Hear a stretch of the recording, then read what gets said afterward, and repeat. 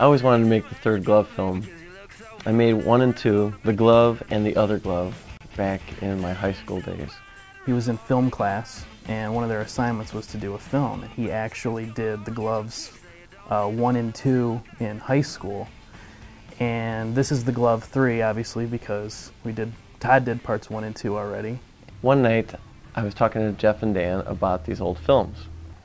And that got them excited about the idea of maybe making our own film. So we were going to make a comedy, and we started writing this whole script on it and everything. While we were writing it, it was taking a really long time, and we decided it would be really cool to do a trailer. And I said, why don't we make a trailer to this?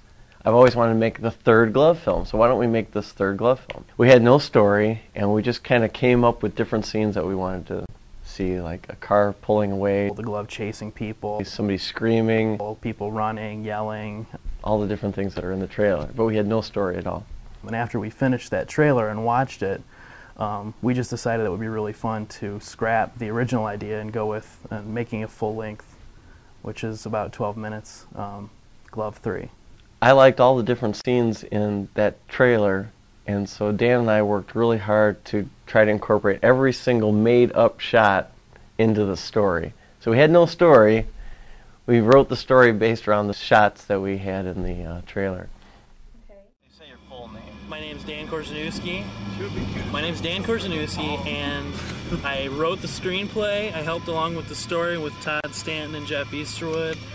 And I am the producer, and I'm also acting in the film. I am Todd Stanton. I guess I should say that. I'm the director, the editor. I helped with the story. Hi, my name is Jeff Easterwood. I get water for everyone. Did you put that in the credits? Yeah, good idea by Jeff. Good idea by Jeff Easterwood. Yeah, the film went through a lot of changes. Basically an entire middle sequence of the film that we ended up having to cut out just because it would have taken too long. There was a scene where Andrew, my son, was going to be a child that was being babysit by a babysitter. And the Glove actually comes in and is threatening his life. We had this really cool sequence where Dan captures it, throws it in A plastic box, and the Glove was going to be thrashing around, and there was going to be a cool scene. And also another scene was where Dan and Jeff are actually driving the Glove somewhere, and it escapes by breaking out the passenger window, and just couldn't figure out a really good way to accomplish that. Action. Dave, where's Dave? Dave! Dave! Okay, I guess you did. It sure looked like. Okay, that's Is that good. an okay take? I like it. That's good. Cindy was One day I came up with this idea of just this crazy ending that has no explanation, and the guys liked it, so we went with that.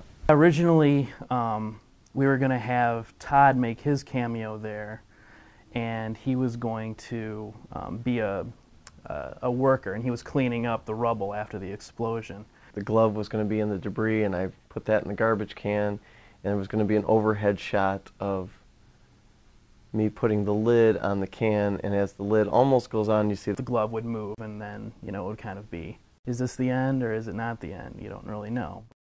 Okay, go.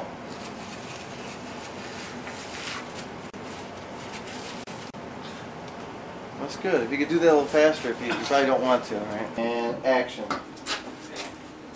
Okay, good. In the first 2 films, I built a skeleton to put inside the Glove, and we had to animate it 1 frame at a time. However, in this one we used something called rotoscoping, which basically an actor was actually the Glove. We actually had like probably 5 or 6 people doing the Glove at different times.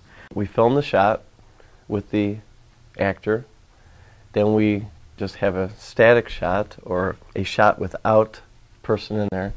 Then we go in the computer and we erase the body and we fill it with the static shot, the erased portion. We put the static shot behind it. So you basically just have the Glove there and not the entire person's body.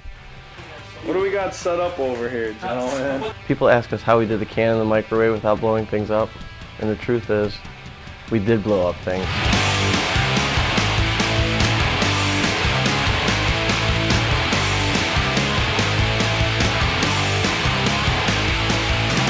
Our special effects person, we call him Dr. Pyrophil. He got all this gunpowder together and actually horrific experience I don't think I'll forget.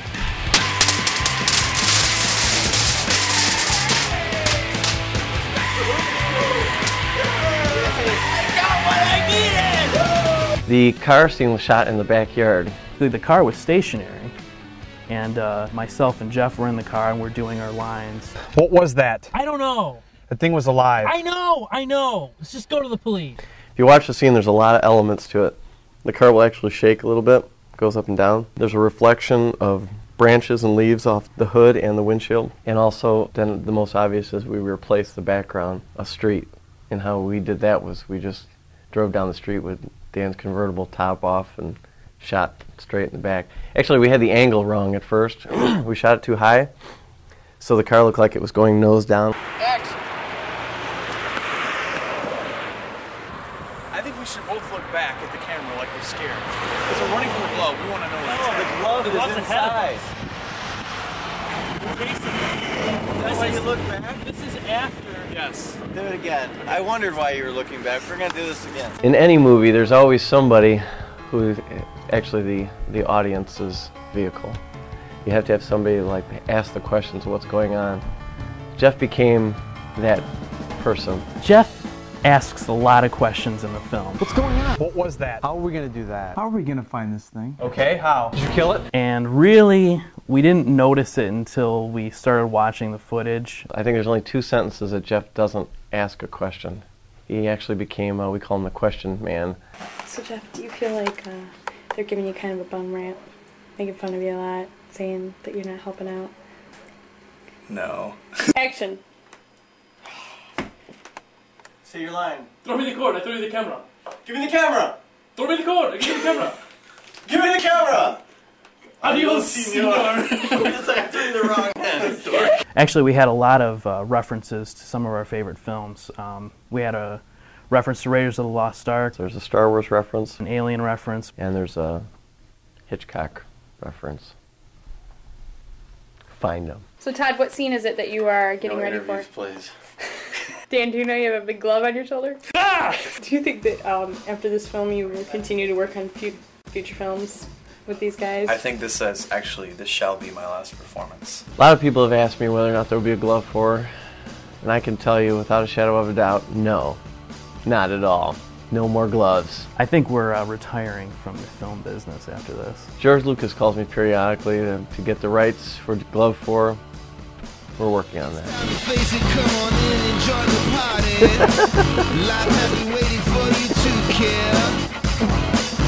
I gotta remember to, cause we're not gonna hear Kim, so I gotta like restate the question. Why is this so hard? Testing. Anything else we can think of? What else do I want to say? I don't know what you want to say. You're the one that made him, right?